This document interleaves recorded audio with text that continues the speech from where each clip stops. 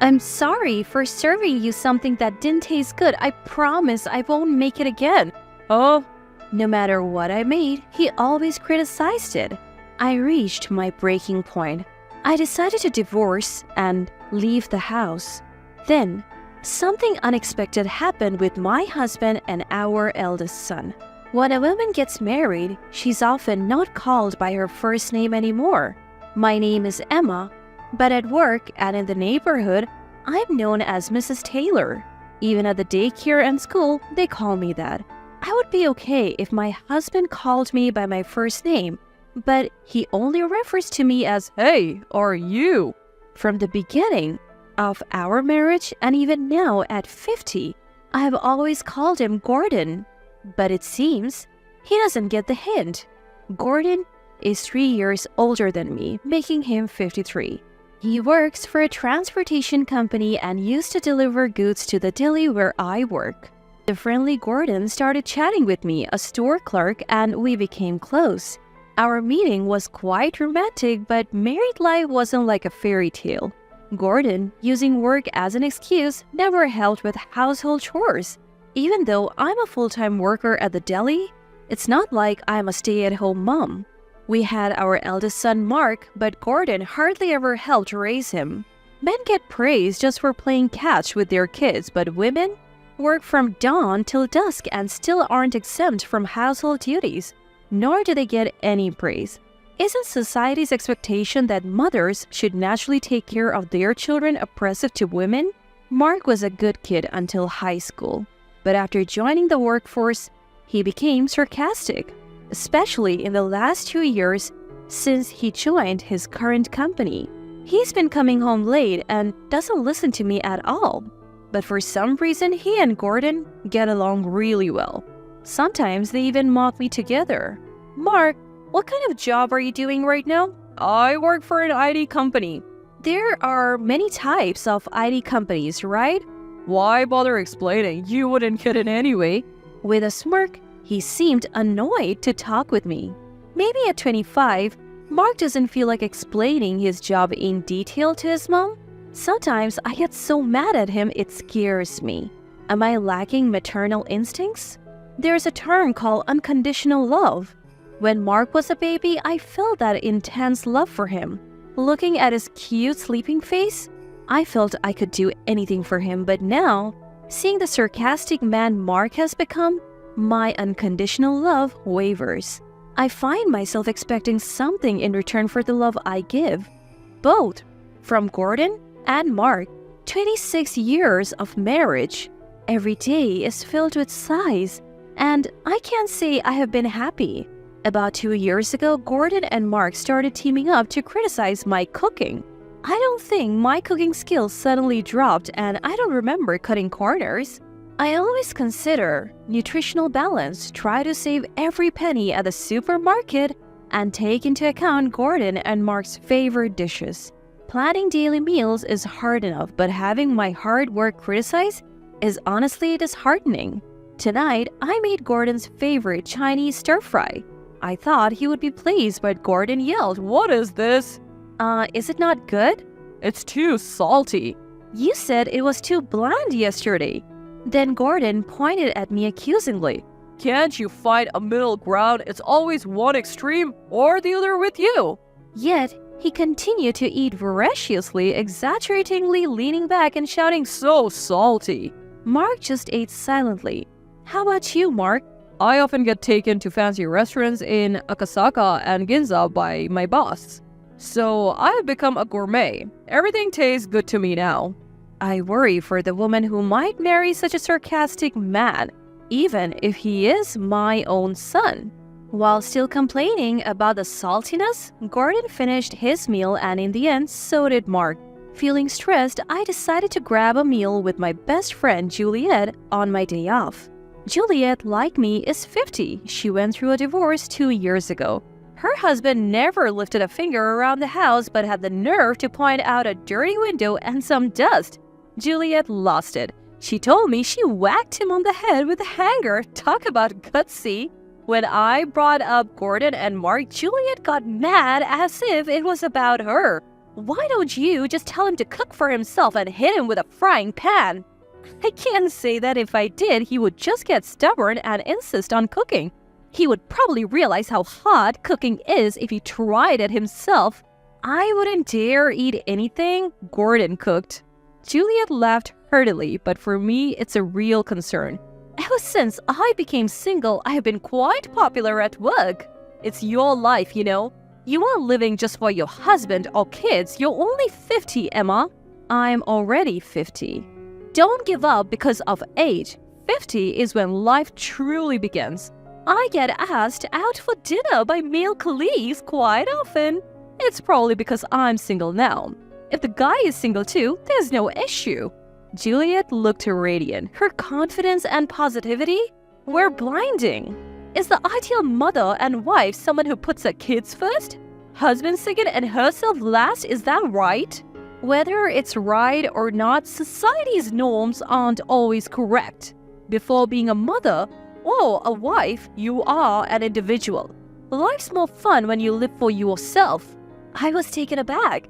You're intense, Juliet. Don't call me intense, I'm just normal. Dinner time is always tense for me. In most households, dinner time is a moment of family bonding and happiness. Tonight, I made Mark's favorite, curry rice. But after one bite, Gordon shouted, "What the heck is this? Is it bad?" "It's sweet, way too sweet. Who makes sweet curry?" Trying to hold back my disappointment, I asked Mark, "Is it too sweet?" I prefer spicy or medium spicy, but more importantly, I know this amazing curry place. I mean, it's not fair to compare a home cook to a Michelin-starred chef. I don't cook just to hear Gordon's harsh words and Mark's sarcastic comments. Without considering my feelings, Gordon sighed. "Oh, my mom's curry rice was the best, just like home." I wanted to tell him to have his mother cook for him every day, but I was afraid of escalating the argument, so I held back. At work, while I was assisting a customer, my manager, Mr. Smith, complimented me. "Mrs. Taylor, your customer service is always so cheerful and genuine. It's great." Really? Thank you so much. Words have power. Even a single compliment can lift your spirits. Customer service is crucial. If the staff is pleasant, customers will want to return. Even though each deli claims to have its unique offerings, they all seem to sell similar items. Naturally, if the prices are the same, people would prefer the store with better customer service. Mr. Smith is 54 and single. He doesn't seem to be divorced, nor does he appear to be against marriage. Standing tall at 6 feet, he's a dandy gentleman and quite the charmer, especially among the younger female staff. Being single in your 50s doesn't mean you're not attractive. Maybe his standards are sky high, or perhaps he had a passionate love affair when he was younger and can't forget it. His mysterious aura probably fuels rumors, making him even more intriguing to the ladies. Mr. Smith treats me, a 50-year-old, with the same kindness he shows to the women in their 20s. Such a gentleman. I can't help but wonder how Gordon and Mark behave at work. If Mark makes snide remarks to his colleagues like he does at home, he would definitely be disliked. I worry about Gordon, especially when it comes to bullying subordinates or harassing female colleagues. I just hope he never gets arrested.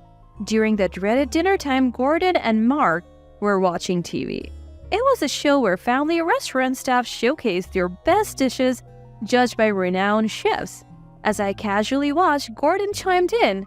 "Don't you ever think of going on this show? Why? Would you fail everyone?" Mark joined in, laughing at his father's joke. "They would probably say, 'Are you trying to kill me with this?' and throw a rejection card at you." That's just too much. So, should we order pizza tonight? "Pizza? I'm in the mood for a hamburger steak." Takeout from the family restaurant? Seeing my rare defiance, Gordon's expression changed. "What's with the attitude? Even I have my limits, you know." Mark laughed along with his father. "I'll sing 'I Want You Back' in full chorus." I wasn't amused. "What's, 'I Want You Back'? Don't you know anything?" They can have their fun. I felt left out and lonely. Juliet's face came to mind and the word divorce crossed my thoughts. It was in the evening after work Mr. Smith called me over. Emma? Huh? Sorry, Mrs. Taylor. I smiled at him. If you want to call me that, it's fine. Oh, really? A forgotten thrill. For a moment, a love song played in the background of my mind, but I quickly dismissed it. Life isn't that sweet. It rarely goes as planned. There are several young, attractive female staff in their 20s. I'm probably not even on his radar. As expected, Mr. Smith wanted to discuss work, not dinner. Actually, there's talk of our store making a TV appearance. On TV? It's a show where family restaurants and delis showcase their signature dishes and chief judges them. I know it. My husband and son watch it regularly. The theme is lunch combos and there will be an internal tasting session. This session will determine who represents the store on TV. We're thinking of having you, Emma, represent us. I was taken aback and immediately declined. My husband and son criticize my cooking every day. Mr. Smith pondered for a moment. Do they leave food on their plates? No, they always finish it. I have a friend who, no matter how good the restaurant, always says, "You're satisfied with this? I know better places." Really? Maybe Gordon and Mark are like that. We need someone like you who cooks daily. Would you consider creating a menu for us? The responsibility is immense and I lack confidence, but part of me wants to try. I want feedback from people other than Gordon and Mark. I took the challenge seriously and crafted a lunch combo. The company's top executives tasted it and unanimously approved my dish. While my colleagues were thrilled, I felt a mix of shock and resentment towards Gordon and Mark. Despite their daily criticisms, everyone else loved my dish. I can't understand why they would belittle my cooking. Was it just for fun? Furious, I left work early and stopped by the city office.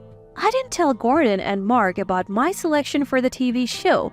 Tonight's dish was shrimp scampi. For some reason, there were 2 cards on the table labeled pass and fail. Did they make these?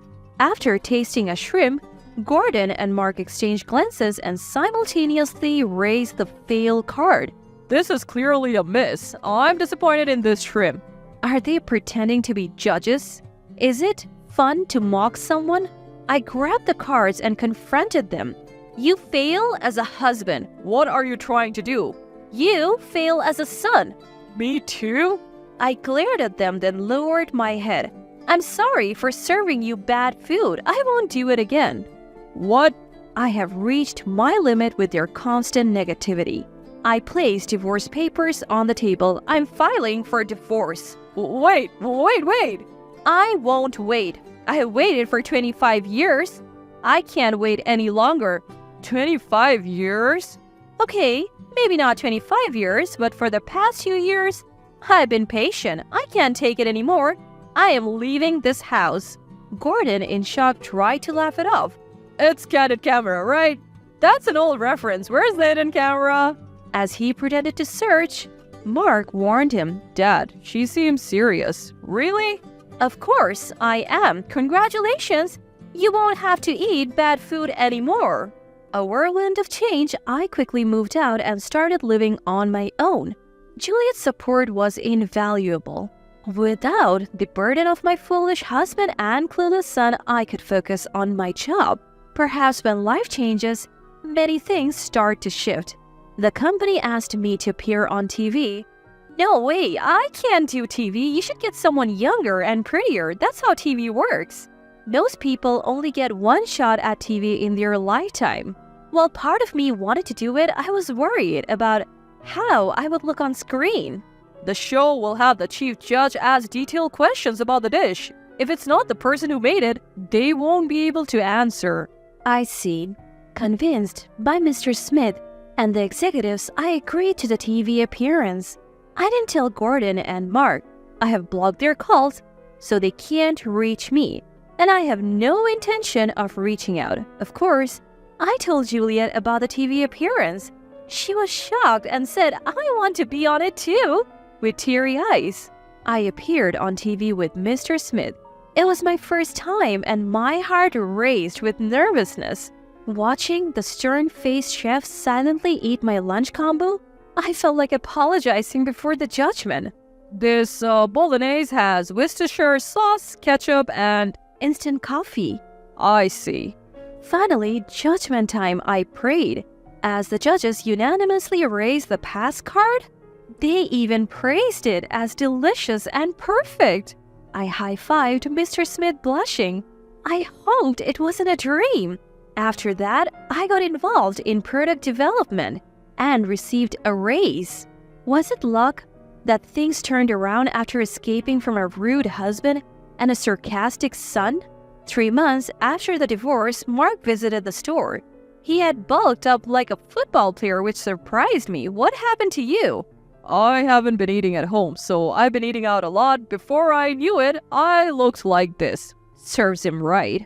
It's probably karma for mocking the food that a top chef praised. I saw you on TV. Dad was shouting in disbelief. Mark smiled, but I only replied, oh. Please come back, Mom. Grow up, you're 25, handle it yourself. Can I at least live with you if you don't want to be with Dad? Be independent, don't come here again. I spoke coldly, and Mark, seemingly shocked by my firmness, left. The next day, as I was placing an umbrella stand outside the store, a massive man approached. Emma, who are you? Don't play dumb. It was Gordon, but he had gained a significant amount of weight. Because of you, I've been eating and drinking at pubs every day. Before I knew it, I couldn't move. You have no right to call me that anymore. Gordon tried to laugh it off. Emma, please come back. At this rate, Mark and I will turn into Crusher Blackwell. Crusher what? You don't know who Crusher Blackwell? He was a 215-kilo wrestler. His jokes showed no remorse. I don't want to waste my time talking to you. Please leave. Despite my harsh words, Gordon persisted. I apologize for everything, truly. Even as he apologized, I remained silent. Your cooking was always amazing. My mother told me never to praise someone too much. If you keep saying something's delicious, they won't improve. Wait, where are you going? Before Gordon could finish his apology, I had already retreated into the store. But to my surprise, he followed me in. Wait, we were in the middle of a conversation. I have nothing more to say. If you persist, I'll call the police. The police? Gordon dramatically looked around, then back at me. Why bring the police into a marital issue? We're not married anymore. Just give me one more chance. Please leave. Suddenly, Mr. Smith emerged from the back. I have called the police. Maybe you should leave. Who are you? I'm the manager of the store. Why are you intervening in a marital dispute? We are not a couple. Gordon, with his exaggerated gestures, pointed at Mr. Smith and me. I get it now. Is that why you divorced? Are you two together? Enough. His rude insinuation infuriated me. What nonsense are you spouting? I won't tolerate it. Is it true? Is that why you're so upset? Just then, a police car pulled up and 2 sturdy officers entered. That's the man. What are you talking about? As one officer tried to restrain Gordon, he resisted. Let me go. She's my wife. I don't know this giant. So you're denying me now? One officer said. We'll discuss this at the station. The other officer was also thrown off. Had Gordon become so strong as a wrestler? Overwhelmed by jealousy, Gordon's face twisted into a terrifying scowl as he grabbed one of the store's umbrellas. I was taken aback, but Mr. Smith bravely stepped in front of me, arms outstretched. Trying to play the knight, are you? Showing your true colors, you homewrecker? As Gordon raised the umbrella to strike, an officer from behind forcefully knocked it out of his hand and grabbed Gordon's wrist. You're under arrest for obstructing official duties. Obstructing official duties? The police's signature move? You think that solves everything? Just come with us. Emma, help! Everyone on the street was watching. I felt my face burning with embarrassment. The commotion continued as Gordon was forced into the police car. How embarrassing. Are you okay? I'm fine. Thank you. If you ever need help, just let me know. Such comforting words. You're very kind. I'm not kind to everyone. Huh? Mr. Smith left after dropping that ambiguous line. Maybe it wasn't a misunderstanding. Since then, neither Gordon nor Mark visited the store. I finally had peace. After 26 years of marriage, I was free. I could have lunch with Juliet whenever I wanted and enjoy dinners. Even returning to a dark apartment, I never felt lonely. Work was fulfilling and being valued by the company felt great.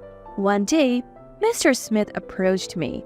Emma, do you like musicals? Musicals? I got 2 tickets. It's easy to watch a movie anytime, but a play has a fixed date. I noticed he was sweating. Memories of my youth resurfaced and my heart raced. Maybe it wasn't a misunderstanding after all. I love musicals. I would love to go. Great! I'll take the tickets and go with a friend. What? Just kidding. How about a nice dinner afterwards? Seeing Mr. Smith's relieved expression, I smiled. Life is unpredictable. Now, I am embarking on a second youth.